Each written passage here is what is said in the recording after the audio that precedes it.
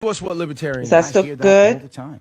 Let me tell you what libertarian is. Libertarian is someone who says you can be as liberal or as conservative as you want to be. Just don't force others to be like you. Got it. That's what we are all about. We are all about long-term solutions, not short-term solutions. We're all about changing culture, not just changing law. Law, we have to remember something. At the end of almost every single law is a guy or a gal with a gun who will put you in a cage. And if you don't want to go in that cage, he or she is going to kill you. That means you only use law when it really matters, not just because I'm angry, not because I don't like you, not because you should do some activity I think you shouldn't do or whatever the case may be. It's only for important things like life and liberty and property and things like that. That's when you use violence. That's when you use force. That's what libertarian's all about.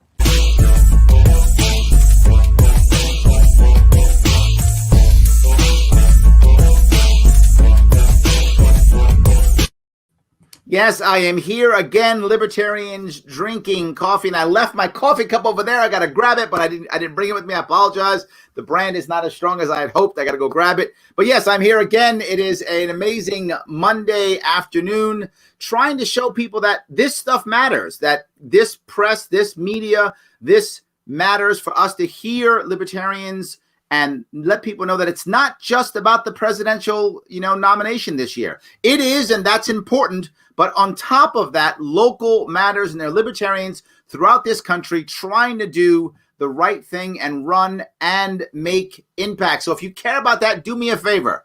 Like, comment, share, let people know that we are doing this. Share this with others so that people will come and watch and know that we are real, that we are making impact, that this matters. And I am very lucky today that I have on my show with me the one and only Toya Johnson. How are you? Hey guys, how you doing? I'm great. Thank you for having me. I appreciate it. I'm happy. And you have decided, you actually have fans already. I just got here and you got hype people.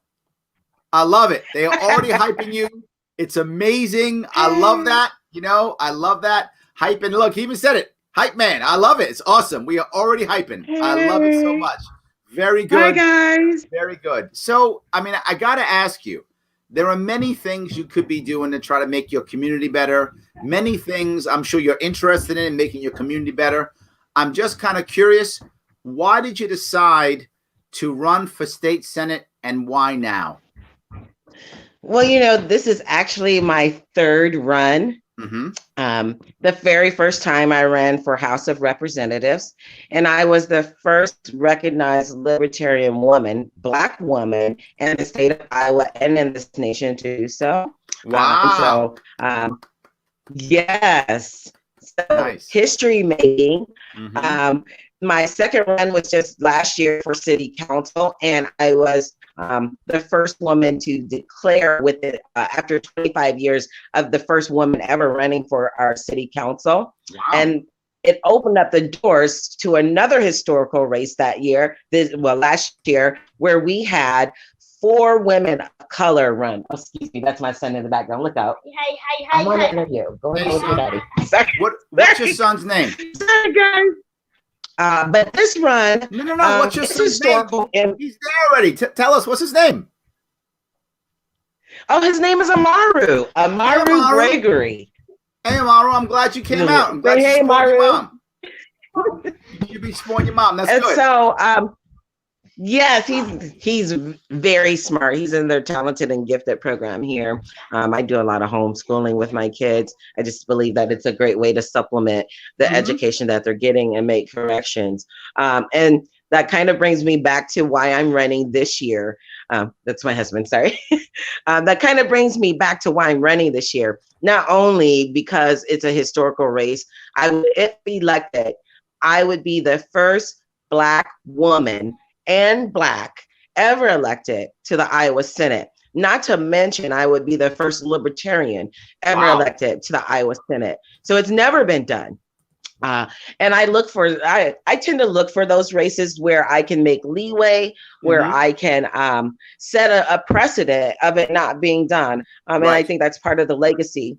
What I think, why now? Why not? Why not? I've got some experience. I write legislation. So my job outside of campaigning is I'm the executive director of Families United Action Network. And we are a family law reform agency. So our main job is to promote and preserve families, as well as children who are engaged with the state. Oh, I love that. And our good. Our current legislation, we have one bill. It's dead but not dead. It's called Abolish Cps, where we are advocating for the abolishment of the Child Protective Agency and replacing it with what we're calling the Family Stabilization and Preservation Unit. And we believe that it's really, really important for us to see what's happening, because families are the foundation of this nation. Absolutely. And our state government is destroying our families. And that's really got me into politics, was I seen on the destruction of people who were in crisis, not being criminals. Yes. They were in crisis. So you have people in crisis due to lack of resource, lack of education, lack of management, lack of mental health care. And so as an advocate, I think that this is definitely a topic that we need to be talking about. When I was growing up, Child Protective Services was what it was supposed to be, a human service agency where a parent could call on themselves and say, look, I need help. And instead of the state coming in and taking your children away from you, they provided access to the resources so that you could get on your feet. And I think that what has happened in this day and time, that the agency has outlived its usefulness. It's been misguided. It has been there has been abused, and the people that are suffering are the citizens and the people of the states. I'm well aware of what's going on out in New York. I know New Jersey, a couple of years ago, the feds came in and took over their agency. Down in Arizona, they abolished the agency. In California, they've been suing. In Florida, they've been suing. And so we've really done a lot to move forward family law reform. And this was only a natural progression, because I talked to my legislators, I talked to judges, I talked to lawyers, I talked to everyone who's supposed to have some power in making changes. And it's really not the law that is the problem. It's the enforcement of who's enforcing the law, the accountability. Isn't there a problem with money coming from the feds, though? Isn't that part of the problem, that there's money coming in from the feds that makes this almost like just a money grab in a way? It most definitely is. What is it called? The Families Act of 1997. And that's not its full name, but that's where this is based from. And what they essentially did was they incentivized removing children from the home. It wasn't supposed to be used like that. How it was actually supposed to be used was to make sure that children weren't lingering in foster care. And so, but it's been abused, because basically, depending on the state, but in general, every month that your child is removed from your home, the state gets approximately $4,000 in federal dollars. And after 18 months of being there, they basically kind of max out. And this is why we see the timeline of moving court cases. However, some of the bills that we've proposed over and that are still running, even though our legislation is suspended, we have proposed a reinstatement of parental rights bill. We believe that it's part of what necessary. You're doing is you're also dealing with foster care on top of this, right? Do you consider this one? Do you consider CPS and foster care separate issues, or one big issue? It's one big issue that's multifaceted, because you can't touch one area without touching the other. So I've been a great proponent for criminal justice reform, because that's one place that we need to start. Here's the deal. The child welfare courts are the only courts that parents walk into guilty. You don't have the First Amendment right. You don't have your Fourth Amendment right.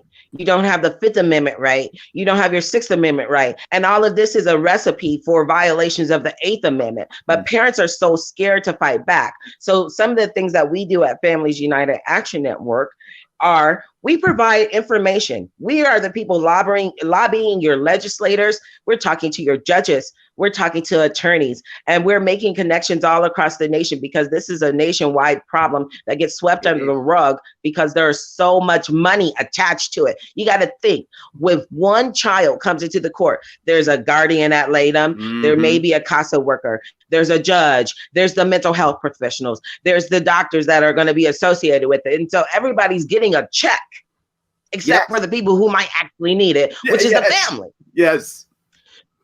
So what we did was, but I'm going to bring this up real fast if I could. Just to be clear, I get this. I supported family law reform when I ran for governor. It was one of my issues that I brought up. It's actually on my website. I talked about it. And people would ask me, they'd say, Larry, this is so important. Why aren't more politicians picking up this mantle and running with it? And it's what you just said, because as a constituency, they don't have money. They can't donate. The money's not going to the family and the kids. The money's going to the courts and the lawyers. So they're not a good constituency to give money, right? And most politicians care about getting those dollars. And if you can't get donations from people, they're not a good constituency. I saw that and I still supported them because it didn't matter. To your point, this is important. This matters. We have to fix this. The family court is the most important court. I'm just saying amen to you. I mean, exactly. Well, thank you. Yes, 100%. And if you want to know a little bit more about our work, please be sure to go to www.familiesunite.org. That's FAMILIES.org, unite.org. And you can see the work that we've done over the last 5 years. We've ran this Abolish bill the last 3 years. We are also running our shared parenting bill.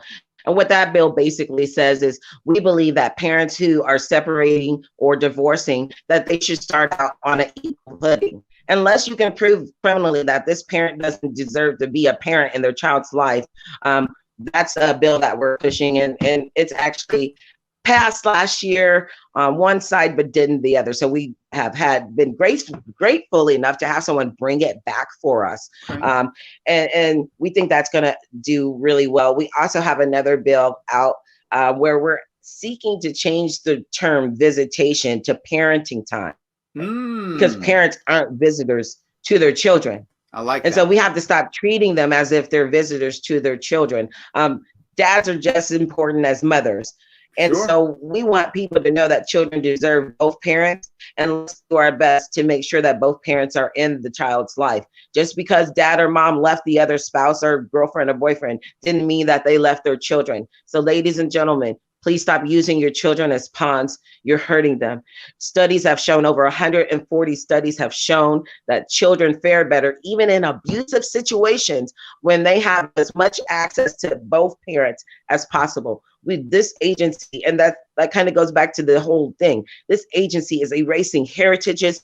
They are erasing family lines. And there are plenty people in people's families that want to take care of their loved ones.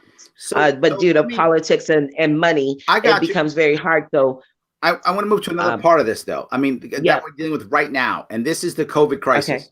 With the COVID crisis, I feel like this is going to make parent alienation even harder.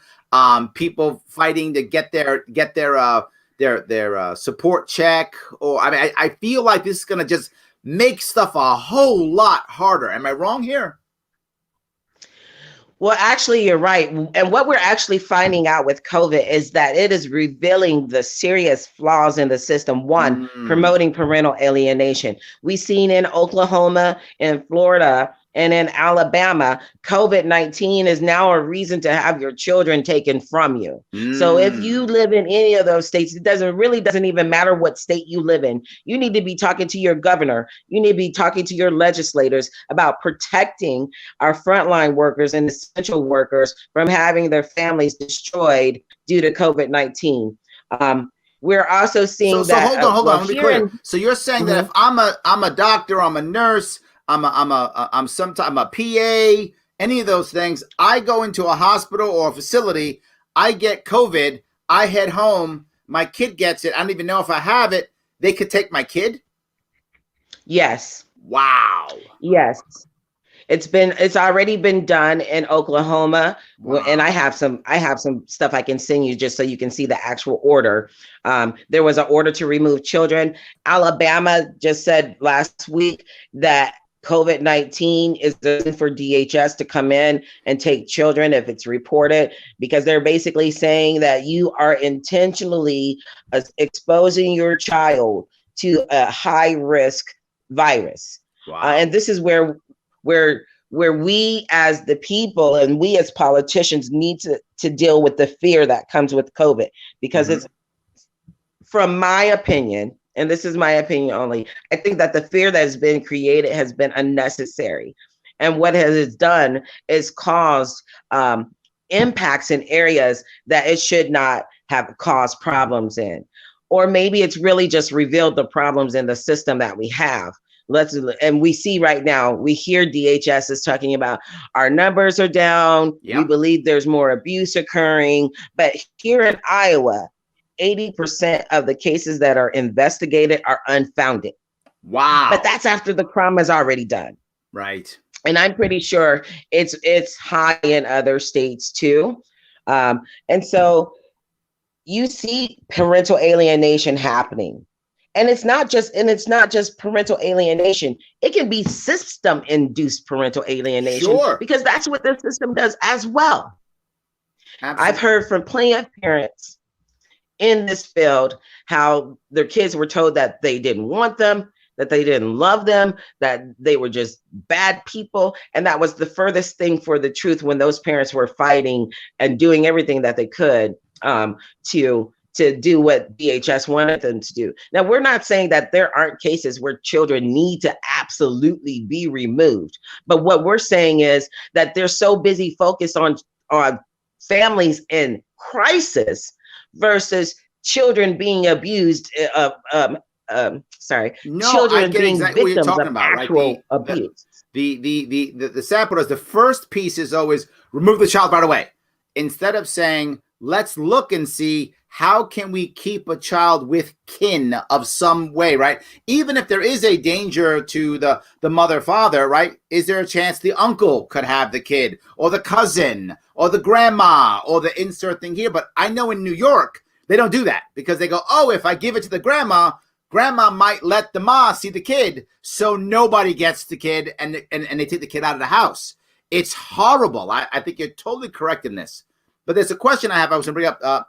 Came up already. What about the idea of a chance where there actually is some domestic violence, right? Maybe there is, maybe one spouse or one partner is being abusive to the other, or something like that. And what I hear from you is, and you tell me if I'm wrong, I hear you're saying what you want is due process. Is that what I'm hearing? Yes. You're definitely hearing that. And just to address the issue of domestic violence, most CPS units will turn around and re-victimize the victim. And so we have to get it into people's head that because you are a survivor of domestic violence does not automatically mean that you are abusing your children. But that's what happens, because then DHS comes in and says, you failed to protect your child. When that is absolutely not the case here. And so we're traumatizing the children. They lost the parent who is hurting them. Then they're going to lose the person who was probably protecting them. And you're going to throw them into a whole other place where they have no security, no one that they know. Now, as far as I understand, we worked really hard on a national level too with other advocates who wrote and had a hand in the Family First Act of 2018. And many of the issues that we sought to address were addressed in that particular act, including making sure that the kin folks are the first people that are notified, as well as making sure that they can participate. And then we also put in other provisions for when children couldn't go back to their families, that they were allowed to have original medical information, their original birth certificates, that they could seek out their birth families, because it's I think it's 75% of children who are involved in the foster care system return to their families after they age out. Sure. And so there's so many problems. We want to see a consistent, uniform way of having due process, because what we're saying is the sheriff should be handling this. And here in Iowa, I know a few sheriffs that they'll do an assessment before they let DHS take children out of the home, because their officers have been used as an intimidation tactic. But here's the thing. They're under the executive branch, but they operate like the judicial branch. And so what we have is an improper delegation of power. And most people don't understand that that's what's really going on. Most people don't even believe the atrocities that occur in the foster care system. So let me go to another one if I could. I get that family law is a big deal for you. You've been clear on that. I appreciate that. But you also mentioned criminal justice. And I know you kind of link those two because I know they're both court systems. I'm sure so you link them. But talk to me a little bit about the criminal justice side. So what I would like, I'm a big proponent for what I call radicalness. I believe that people who are in jail should be allowed to vote. One, my first issue is if you're not convicted of a crime, then there should be an absentee ballot sent to the jail that you're being held in. So hold on, you're making a distinction between jail and prison. Well, or no? You start out in jail. Right. Not really. But for absolute, where someone should not be able to argue, is if you're in jail and you're not convicted of a crime, you should receive an absentee ballot so that you can cast your vote. Yeah. Period. Makes total sense. Sure. Now, if you're in prison and it's for a crime that isn't voter related, I would really say a nonviolent crime. So your bad check writers, your pill poppers, those type of people, drug dealers, they haven't necessarily harmed someone. And so I think that they should have a say in what happens, because we're making laws that affect them. And best believe they're working. And they're paying taxes, because when you call them on the phone or have a video conference, they pay taxes or you pay taxes. When they order commissary, they pay taxes. And so what we really have is taxation without representation. And those two kind of things, family law and this, go hand in hand, because once again, most of the time you're having people come to court. Let's think about this. In Iowa, approximately 50% of the cases that are prosecuted are drug related. And I'm being very conservative with my number. So if that is really the case, who did they harm? Who's the victim? Because the state can't be the victim. Right. Who did you hurt? People are going to jail for their license being barred. For what? When you really don't even need a license. If we look at what the Constitution actually says, you don't need a license, because you're not operating commercially. The rules and laws are made for commercial drivers, but most people don't understand that. You have the right to pursue happiness, right? Okay, along the highways and the byways in a private vessel. And so I look at these things, they go hand in hand, because a lot of times parents who get caught up on the legal side, on the criminal side, will then turn around and have their children removed from their custody because they're going through a court case. Got it. That makes absolutely no sense. Right. So when I'm saying this, we have to address it's a comprehensive way to address this. We need to make sure that we're not throwing people in jail for debtors' prisons. We need to make sure that some things that we've advocated for is nobody should be in jail because they're behind on their child support. What we really should be doing is all of these city projects that need to be done. That's where you go make the child support money. You pay them $15 an hour, give them $750 goes towards child support, and the other money goes back to them. So you're taking half the income, because that's what they do. And it really should be income-based about how you're paying this back, how you're doing this. I just think that we have so many other ways than putting people in cages for bad life management skills. And I think that someone like myself running a campaign and having these types of understandings and this type of knowledge will really be, I'll be really mindful of the things that we are proposing and how they affect all marginalized demographics as well. Sure. And so I really have, my campaign here in Iowa has really been touching on what issues affect marginalized people, Sure. whether you're disabled, whether you're a veteran, whether you're African American, whether you're an immigrant. Let's really talk about adjusting the law so that it actually creates a fair playing field. Sure. And take away some of the discretion of the people who are supposed to enforce the law. So let me ask you, how are you able to make impact when I'm sure probably a bunch of your courts are either closed or slowed down? One of the two. I know in New York, they're basically shut down with some exceptions, right? How do you make impact when you can't really hold big rallies because people are afraid? And how do you move that message in these next 6 months with these handicaps that kind of COVID has kind of given us? Well, fortunately, I live in a state that doesn't have a stay in place. It's just strongly recommended. Mm-hmm. But one of the best ways to do so is I walk my neighborhood. Okay. I see people out. You can still knock doors. Mm-hmm. I respect the people in my neighborhood. And so I respect if I knock the door and they're like, hey, move away, then I keep it moving. Mm-hmm. Another way to keep contact is doing it online. Mm-hmm. That's another way. Also, phone banking. You can call your constituents up. I love it. And just doing checks on them. So some other ways that I've sought to address the issue is I've put forth several initiatives.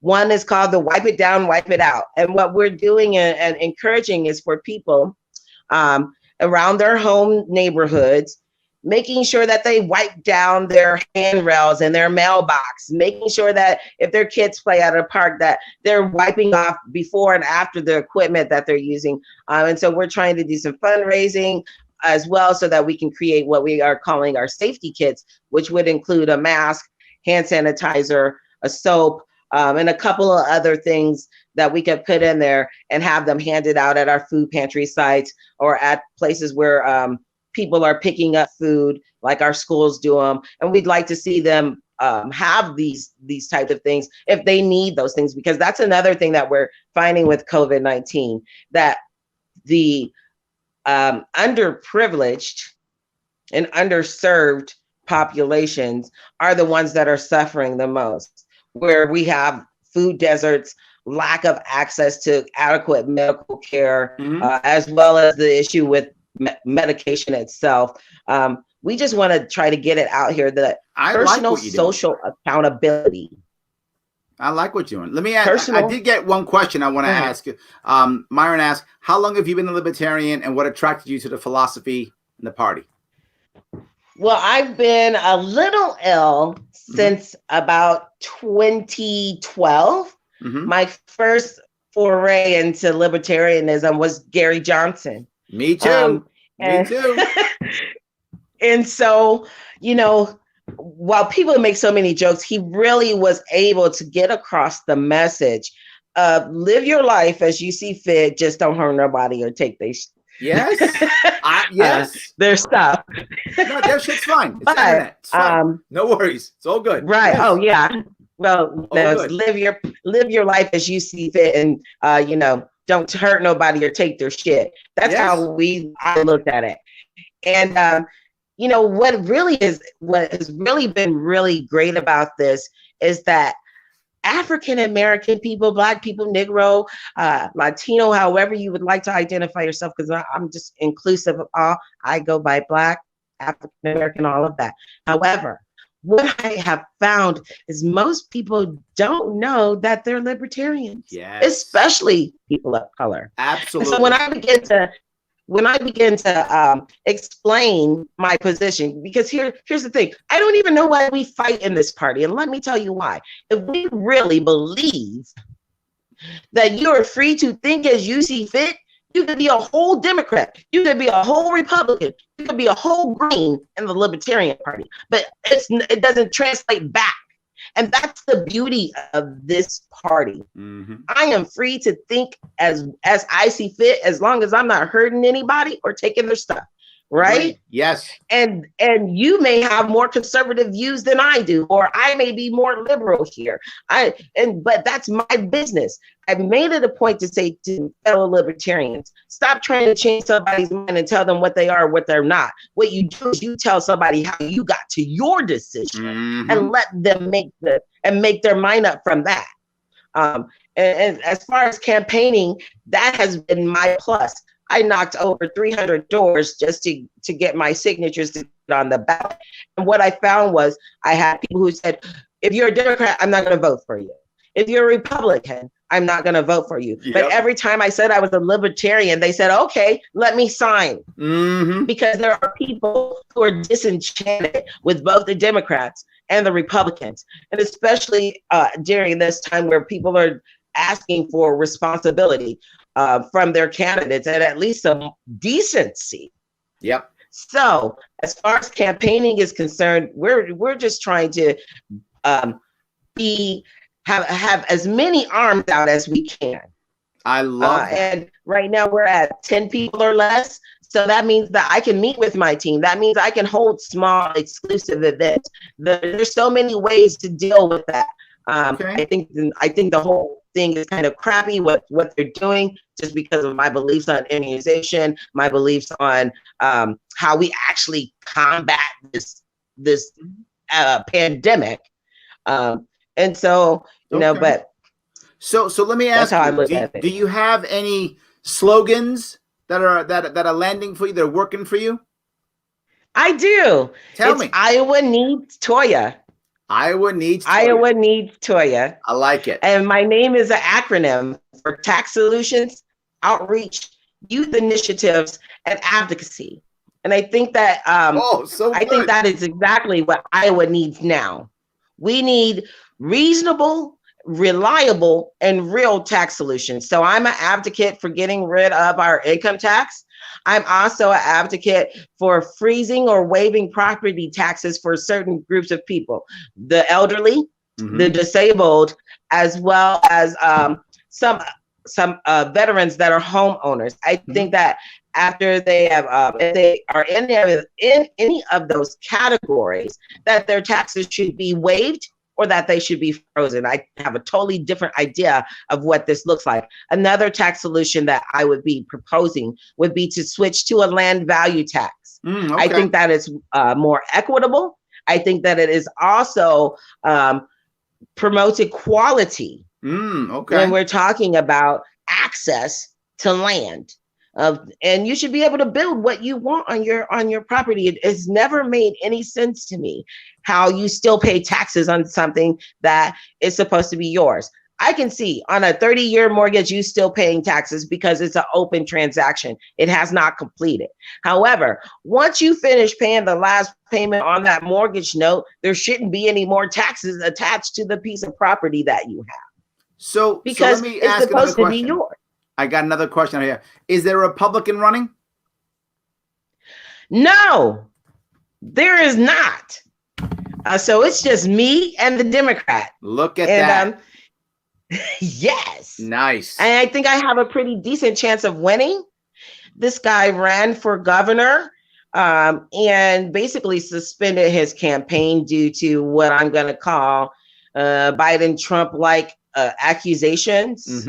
You know, we've heard a lot of those. Yes. Yes. And so, you know, I just look at it like this. I want to run a clean race. I want people to see what my vision is for Iowa. I want to be able to incorporate what I hear from all of my constituents. So I keep a very balanced Facebook page. I have Republicans, Democrats, Greens, Independents, Libertarians, and I take all of that in because that's what a representative is supposed to do. Sure. I look at myself as an advocate.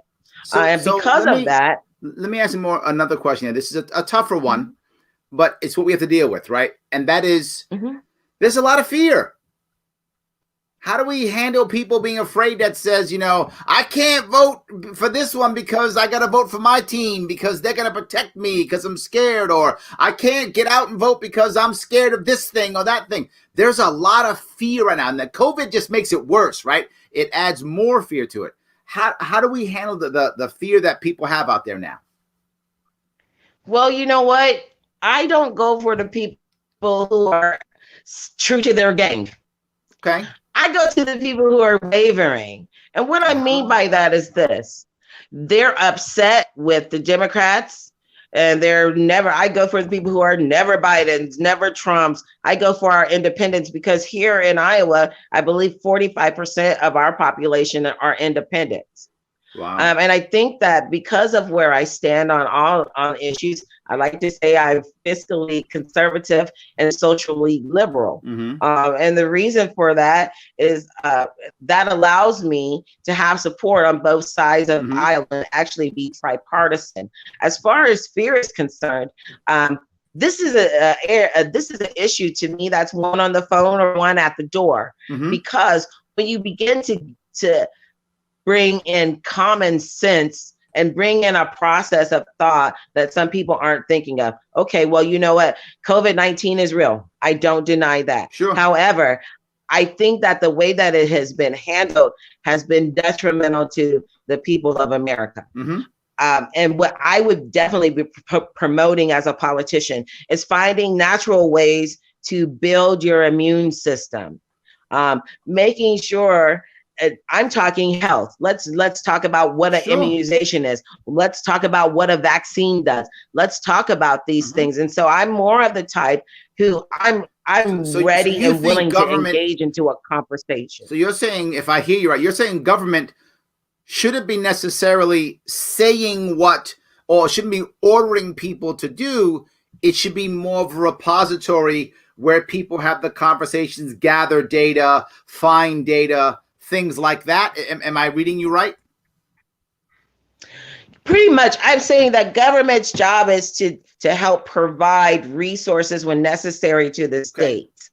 However, what I believe is it's an individual's personal responsibility to take care of their health. Got it. Okay. And that if we're going to be listening to any type of advice, we should be hearing from our medical community, but also let's just use some common sense. Okay. When I was growing up,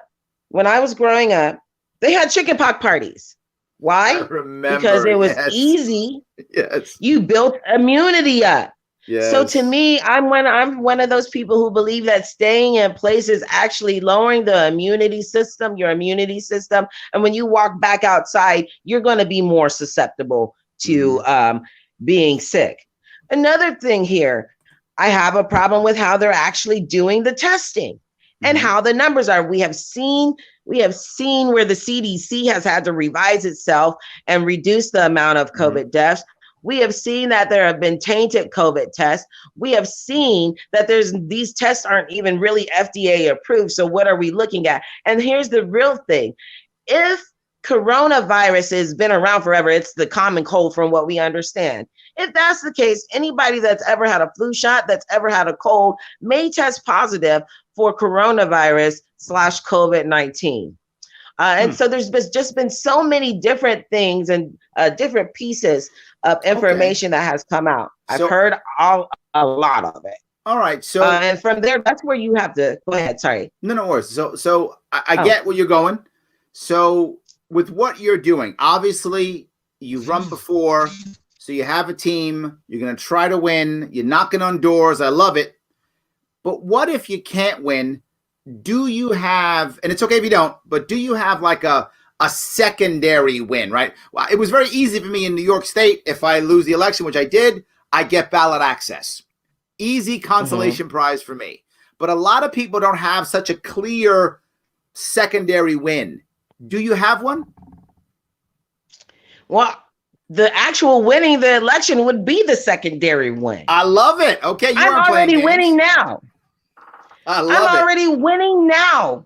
And the reason I'm winning now, number one, this race is historic. It's never been done. Number two, I'm a candidate that hasn't been seen before. And number three, I'm bringing real life solutions as well as real life problems to the campaign trail that people aren't talking about. So I've already won because I've got people talking about it. I see some of my work in play now. I've seen things that I've talked about over the last 2-3 years in cycles coming to fruition right now, even though I didn't win. So I've won already. I love that. My second place would be to win. And then after that, if I don't win, I'm still going to keep doing family law reform. I'm still going to keep running because I think that it's I think that is so important to the people of Iowa, especially our minority communities, that someone is actually trying to stand in the gap. And why not me? I have 4 children that I love dearly. And because I have those children, it's my job to try to pave the way so that their life is a lot easier than mine was. And for me, dealing with the law is the best way to address the issues that I face and hopefully to avoid them facing as they grow up. So how many members are in your state assembly? You have what, 99 counties or 99 counties? Is that right? Yes. Yes. Is there one senator from each county? Yes. Gotcha. So there's 100 senators. 100. Okay. Yes. So how are you, assuming you win, and I hope you win, I so hope you win. Assuming you win, how does one person out of 100, how do you make that impact? What do you think is your first step? Or if you don't have one, it's fine. Well, do you have a first step? Well, I've already did the first step. I've already done that. I laid the first step down 5 years ago when I first stepped onto the Capitol's grounds to advocate for families. And through that advocacy, I have made friends as well as pretty good networking with the legislators on both sides of the table, whether they were in the House, whether they were in the Senate. And so I think, so this isn't new for you. No, it's not. Nice. And so I think that I've been able to be impactful outside of actually being engaged in the political arena as an advocate. And I think that people who know me and who have seen my work, you can, like I said, go to our website at familiesunite.org. People who have seen our work know that we are really, really about securing and changing the way things are happening in families. They know that I am aggressive. That's what I'm aggressive. And it's not really aggressive. I would say more that I am persistent and assertive, that I try to be as thorough as I can when I'm bringing up facts, and as well as I try to bring a perspective that is not the normal perspective, because like I said, the way that I think, I understand this. I'm a libertarian, but I also understand that there are at least 3 other competing philosophies out here. And I know that if I win this seat, it's not going to be peachy keen. But what I can do is say this: let's collaborate where we agree. Yes. Because that's where we start. Let's start by collaboration. If you can agree with me 75% of the time, then that's a great starting point. And that other 25% will. Right. We'll work it out. And I think that's how I come into this differently. I'm coming into this not attached to a Democrat or a Republican. I'm coming into this totally, fully well-rounded, because if you look, like I said, I attract Democrats, I attract Republicans, Libertarians, Greens, and Independents. So let's go to the piece I've heard more than once. How do we get more Black women in? The party does sometimes struggle, particularly with women and with people of color. Now, when you add them together, we often struggle. How do we get more Black women into the party? Well, I think that really starts with candidates like ourselves, where we're actually going out into our community. I think what has really been the problem is outreach. And there haven't been many African Americans, Blacks, who actually, 1, know what a libertarian is, 2, had someone explain it to them. So for me, even running, every year I've ran, and believe me, I was asked to run as a Republican, I was asked to run as a Democrat. I know the feeling. And I just couldn't do it. I know the feeling. And that's because I just knew where my heart was laying, that I wasn't going to be able to do it. So what that brings to me is my friends see me and they're asking me questions. Other people who know me ask me questions. And that's all I can do is I try to make sure that I'm out here. I've done several, I am known as a libertarian here in Des Moines, Iowa. Nobody will ever dispute that. Anytime there's been an article written about me here, anytime I've been on the news, I'm known as a libertarian. And I think that I present something fresh. And I think that that's something that this party definitely should be working on, is outreach in their minority communities. We really need to be, I tell you this, if our libertarian presidential candidate comes with a specific African American agenda, as well as a specific immigrant agenda, they will win more Democrats and more Republicans over, because people are sick of it. For me, while there's certain things you can't do because it's a federal issue, on the state-ish level, there are plenty of things we can do. We can advocate for humane treatment of refugees who come in, or people who have crossed the border undocumented. There's so many ways that we can have uniform processes that make this run straight. I really think that we need to throw the whole ICE and the immigration system away and start over. What I really think we should be doing is, if each state should say, okay, our gross domestic product would allow us to take an additional 20,000 people without it being a burden on the system, blah, blah, blah, blah, blah. And every time someone comes to our border, they get shipped to one of those states. Iowa said they needed 20,000. So there's 20,000 people here.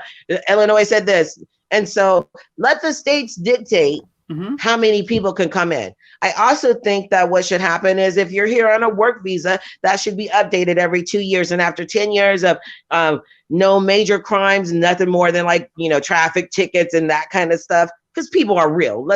People speed, people do all kinds of stuff. But as long as you don't have any violent felony crimes, you should, after 10 years, be able to have citizenship, because you've shown that you're contributing to the economy. You're buying, you're selling, whatever you're doing after 10 years, and that should be just the end of it. I think that we should have an easier path to citizenship than what we have now, if people are actually contributing to our society.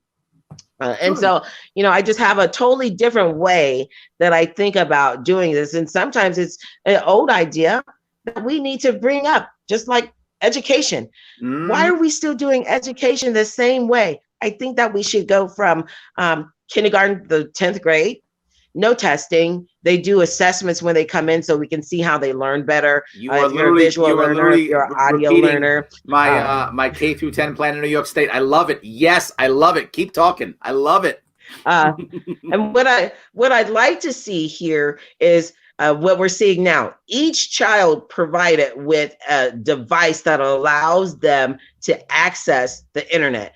We give so many tax credits and breaks away that this should be one that people should be demanding, that their children, schools and educational centers are technologically sound for every student in attendance. I love it. What I think is we should only go up to the 10th grade. Why? Because we let children drop out at 16. So why not instead graduate them, and instead use the last 11th and 12th grade dollars for one of 5 things: build a business, an advanced degree, a trade or skill, or some people who are a little bit slower in learning or have a different type of learning can use those last 2 years to get caught up with everyone else. But when we have overachievers, we need to be pouncing on that and pouring into those children ways that they can expand on that. Because my thing is this: if you have a skill someone will pay you for, then you have a business. And let's really, really promote that so that our students can make their mistakes, between the ages of 16 and 22. And as parents, we can still allow that. As our society, we can still allow them to have a cushion to safely make those types of mistakes, yet still have a future.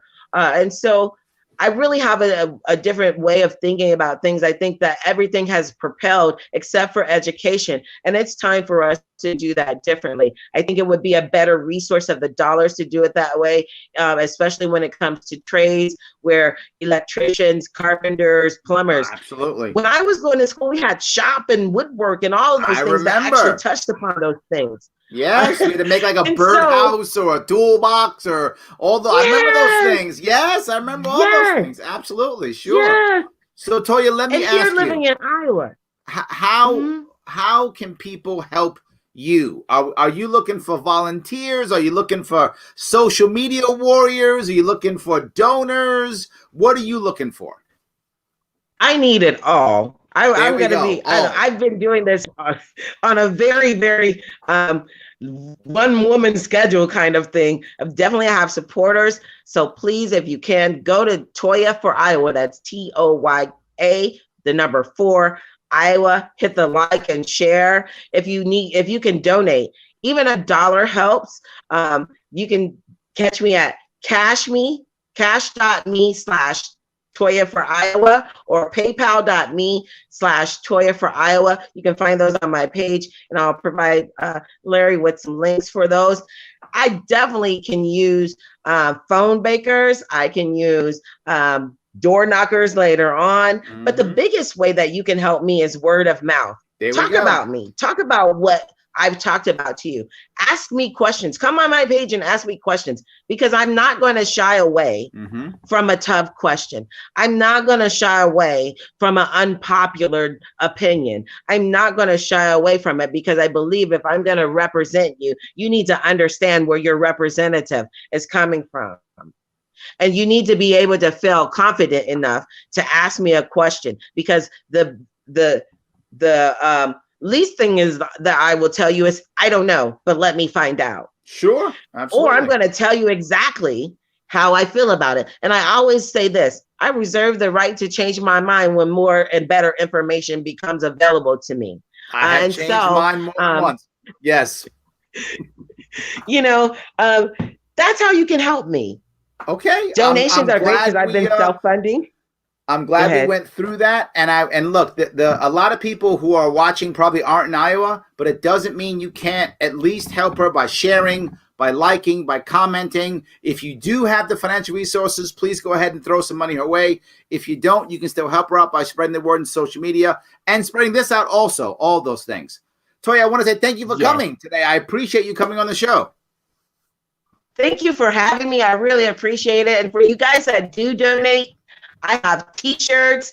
I have some handmade limited edition items from small businesses here in Iowa, including candles, soap, incense, t-shirts. So your donation will get you a gift of my appreciation for your donation. And I'm just asking, be sure that you share, like, subscribe, and keep in touch. Thank you so much for having me. I really appreciate coming on your show. Absolutely. Everyone here loves you, so I'm just like so excited. I get to say I was on Larry Sharpe. Absolutely. I'm so happy. Absolutely. All right. I will. I'm sure I'll see you soon. I'll be out there in Iowa, probably coming up here one of these days. So we'll be talking soon. Good seeing you. Good seeing you too.